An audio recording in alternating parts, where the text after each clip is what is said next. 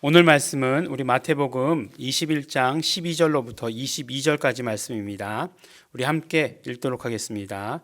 예수께서 성전에 들어가사 성전 안에서 매매하는 모든 자들을 내어 쫓으시며 돈 바꾸는 자들의 상과 비둘기 파는 자들의 의자를 둘러 엎으시고 저희에게 이르시되 기록된 바 내 집은 기도하는 집이라 일컬음을 받으리라 하였거늘 너희는 강도의 구려를 만드는도다 하시니라.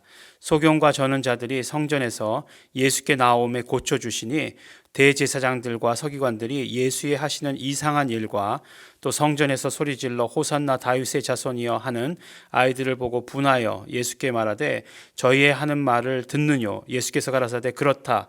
어린아기와 젖먹이들의 입에서 나오는 찬미를 온전케 하셨나이다 함을 너희가 읽어본 일이 없느냐 하시고 그들을 떠나 성 밖으로 베다니에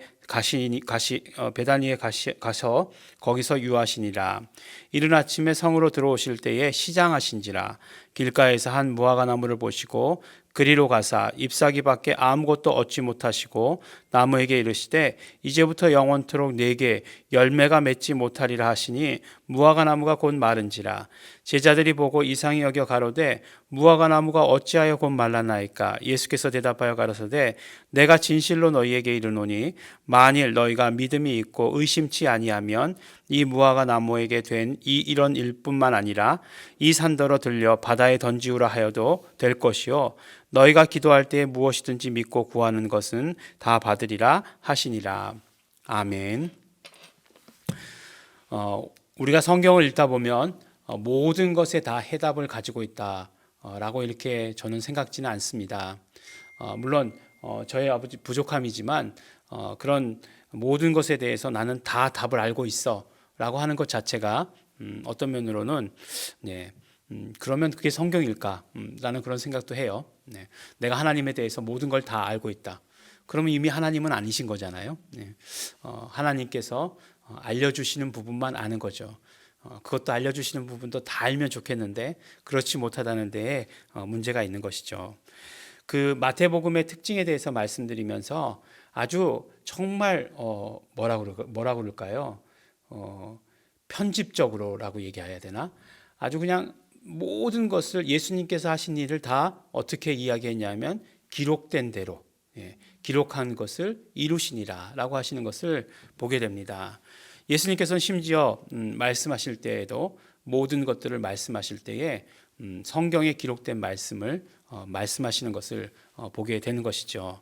그래서 그 말씀이 능력이 있고 그 말씀이 정말 그 어떤 힘을 발휘하는 그래서 우리 요새 이 이야기를 들으신 분들 많으시죠? 좌우의 날선 검과 같다 이렇게 말씀하고 있지 않습니까? 좌우의 날선 검. 좌우의 날선 검이라고 하는 것은 양쪽에 날이 있는 그런 검을 말하는 거죠. 그런 검이 어떤 검일까?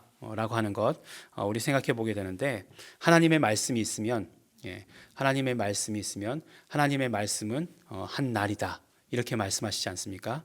그리고 나머지 한 날은 무엇이냐? 우리의 입에서 나오는 고백이다라고 이렇게 말씀을 하세요. 이 말씀 들으셨죠? 네, 이 말씀 다 들어보셨죠? 누가 말씀해 주셨죠? 네, 그렇습니다. 우리 임영호 목사님께서 최근 들어서 말씀해 주신 그 말씀이죠. 좌우의 날선 검과 같다. 그래서 하나님의 말씀이 나아가고 예수님께서도 말씀하실 때 그 말씀을 그대로 시인해요. 그럼 하나님의 말씀의 그런 모든 권위가 그대로 그 가운데 이루어지는 것을 보게 되는 것이죠. 그래서 예수님께서 마귀의 시험을 받으실 때에도 말씀으로 입에 담으셨던 것 하나님의 말씀 그 다음에 다른 또 입에 시인하는 말씀 우리도 마찬가지죠. 하나님의 말씀 우리의 입에서 시인하는 말씀 이것이 좌우의 날선 거미가 된다라고 이렇게 말씀하고 있습니다. 그러므로 우리가 성경 말씀을 외워야 되진 않아요. 외워야 되진 않습니다. 그렇지만 깨달은 말씀을 우리가 입으로 시인하는 것은 굉장히 중요합니다. 우리 입으로 시인할 수 있어야 됩니다. 이번 주 설교 가운데서도 그 말씀 가운데 주신 것도 나의 주, 나의 하나님. 이것이 뭐라고요? 도마의 고백이었잖아요. 요한의 고백이며 또한 우리 고백이 돼야 된다고 말씀드리지 않았습니까? 우리 입으로 그렇게 시인하는 거 굉장히 중요합니다. 이제 그리고 나서 그 다음 날 이제 아침에 베다니에 가셨다가, 베다니는 우리가 잘 알죠. 요한복음에서 나왔지 않습니까? 베다니에 누가 있었죠? 나사로의 집이 있지 않았습니까? 보통 명절 때 올라오시면 제자들과 거기에 유했던 것으로 저는 생각합니다. 그러니까 굉장히 그 친밀감이 있었고 친했고, 예수님께서 그 마르다가 예수님을 청했을 때 예수님께서 주저앉지 않고 오셨던 그런 곳이죠.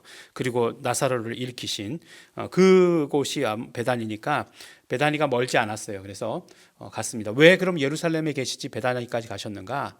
네, 우리가 아는 대로 예루살렘에는 정말 이 명절 때가 되면 어마어마한 인파가 몰려들었습니다. 아마 예루살렘 내에는 주무실 곳이 없었을 것이에요.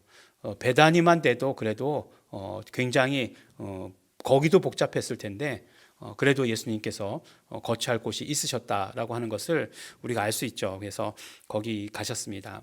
근데 이른 아침에 다시 예루살렘으로 들어오시잖아요. 들어오시는데 거기서 이제 문제가 생기는 거죠. 어떤 문제죠? 예수님이 시장하셨다라고 이렇게 얘기하고 있지 않습니까? 예수님께서 배고프시다라고 이렇게 쓰신 적이 몇 번 없는데 그 중에 한 번이에요. 시장하시다. 근데 더 중요한 건 뭐냐면 무화과 나무에 열매가 없었어요. 근데 열매가 없었으면 그러면 그 예수님께서 저주해도 되죠. 됩니까? 잘 모르겠어요. 근데 열매가 없었는데 마가복음의 이 같은 구절을 다시 읽어보면 뭐라고 얘기하고 있냐면 때가 아직 무화과의 때가 아니라고 얘기하고 있어요. 그러니까 이 말씀은 참 이해하기 어려운 말씀입니다. 그렇죠. 무화과가 열릴 때가 아닌데 예수님께서 무화과를 기대하셨다. 근데 없었어요. 그러니까 무화과 나무를 저주하여 버리셨어요. 근데 그 다음에 말씀이 뭐냐면 그 다음에 말씀이 믿음에 대해서 이야기하고 있습니다. 이런 일들을 너희가 믿음이 있으면 너희도 할 것이다. 이렇게 얘기하고 있어요. 제자들을 향해서. 그리고 그거보다 더 큰 일도 할 것인데 이 산더러 일어나 바다에 빠져라 하면 그렇게도 될 것이다. 라고 이렇게 믿음에 대해서 말씀을 하십니다. 그리고 나서 뭐라고 말씀하시냐면 또 기도에 대해서 말씀을 하세요. 그래서 이거를 이어야 되는가? 과연 이거를 쭉 이어서 뭔가 한마디로 여러분께 말씀드릴 수 있어요. 근데 그게 옳은가? 이 고민과 갈등을 하다가 뭐 그렇지 않아도 될 것이다라고 이렇게 생각을 했습니다. 예수님께서 들어오셔서 무화과 나무를 저주하시고 저주하셨다. 그러니까 이제 막 그냥 무화과 나무에 자기를 동일시하는 거죠. 그래서 나도 저주하면 어떡하지? 뭐 이렇게 생각을 하는데 그건 아니에요. 무화과 나무를 저주하시고 믿음에 대해서 이야기하시고 그리고 기도에 대해서 이야기하셨다라고 하시는 그 사실만 우리가 알고 있어도 사실은 될 것이다라고 이렇게 생각을 합니다. 믿음이라고 하는 것은 의심치 않는 것이다라고 얘기하고 있고 믿음이라고 하는 것은 내가 해야 하는 일과 하나님이 하시는 일을 정확히 아는 것이 믿음입니다. 내가 하는 일은 뭐냐? 기도죠. 그러니까 내가 할 수 있는 일은 기도하는 거예요. 기도하는 일이 내가 할 수 있는 일이고 그 다음에 내가 기도했을 때에 그 다음은 하나님께서 하시는 일이에요. 그거를 구분할 수 있는 게 그게 믿음입니다. 내가 할 수 없는 부분, 하나님이 하셔야 되는 부분까지 내가 걱정하고 염려하고 하는 것, 그것은 믿음이 아니라고 하는 사실이에요. 그런 이야기를 우리가 보통 자주 하죠. 만약에 한국하고 일본하고 축구를 하면 이제 크리스찬들이 있지 않겠습니까? 한국에도 크리스찬들이 있고 일본에도 크리스찬이 있어요. 그러면 그 한국 이겨라, 한국을 이기게 해주십시오라고 기도하는 게 옳으냐 틀리냐? 일본에서도 일본 크리스찬들이 일본 이기게 해주십시오라고 기도할 텐데 그러면 한국 크리스찬들이 기도하는 게 옳으냐 틀리냐? 이거를 가지고 물어보는 사람이 있어요. 어떻게 생각하십니까? 하나님은 공의로우신 분이시기 때문에 그런 기도에는 응답하지 않으신다. 그러니까 그렇게는 기도하면 안 된다. 이렇게 얘기하는데 저는 그렇게 생각하지 않습니다. 기도하는 것은 우리의 몫이고요. 그 다음에 이루시는 것은 하나님의 몫이에요.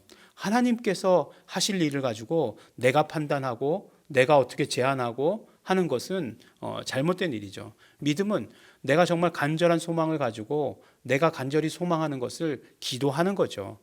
그리고 나의 하는 일을 다 하고 하나님께서 하나님의 일을 하시도록 하는 것, 그것이 믿음이에요. 예.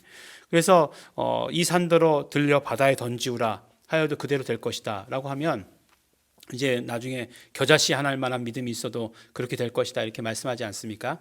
근데 그 믿음에 대해서 이렇게 이야기할 때에 정확하게 내가 할 수 있는 것 하는 것, 기도예요. 그리고 하나님이 하시는 일들을 하나님이 하실 수 있도록 인정해드리고 그것을 바라보는 것, 기다리는 것, 그것이 우리의 믿음이 되는 것입니다. 오늘 무화과나무의 저주에 대해서, 무화과나무를 저주하신 것에 대해서 무슨 말씀을 하시는 건지는 잘 모르겠습니다. 그렇지만 오늘 분명히 믿음에 대해서 말씀하셨고 믿음과 기도를 연결시키셔서 말씀하셨다는 그 사실이에요. 그러니까 우리는 믿음과 기도를 연결시키는 삶을 사시기 바랍니다. 그것이 우리의 믿음이고 올바른 믿음이고 건전한 믿음이다라고 이렇게 말씀드립니다. 우리 기도하실 때에 우리의 기도 가운데 우리의 믿음을 사용하시기 바랍니다. 중언부언하는 기도, 믿음 없는 기도가 중언부언하는 기도겠죠. 그러니까 우리 기도하실 때 믿음을 사용하시기 바랍니다. 우리가 해야 될 것들을 하고 하나님의 하실 것들을 기다리는 그런 기도를, 그런 믿음의 기도를 우리 드리게 되길 바랍니다. 그러면 언제나 우리의 삶 가운데 하나님의 주시는 열매가 풍성할 것이다 라고 이렇게 생각합니다. 우리 함께 기도하는 시간 갖겠습니다. 다 같이 기도하시겠습니다.